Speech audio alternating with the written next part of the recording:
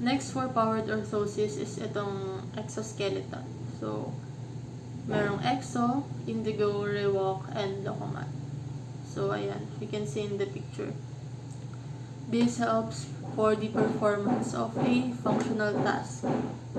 So, provided to or candidate yung patient with lower thoracic or below SCI. So, sila yung mga pwedeng or candidate na pwedeng gumamit itong exoskeleton orthosis.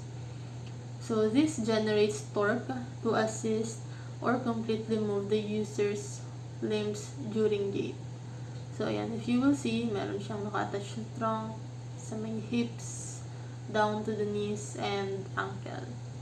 Yan.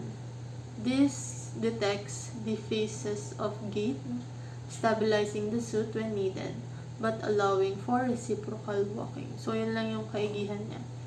Mas nasa-stabilize niya yung patient and mas na-detect niya if hindi na-align or pag wala na masyado sa proper posture yung patient when it comes to walking. So, yun yung ini-aid niya.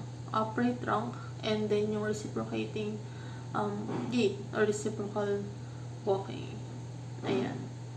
So, this powered orthosis, adults with paraplegia walk slightly faster when using powered orthosis than when wearing orthosis. Kasi yun nga, since with the use of technology na siya, mas nakokontrol nila or mas nabibigyan nila ng easier gait yung patient when it comes to using this orthosis.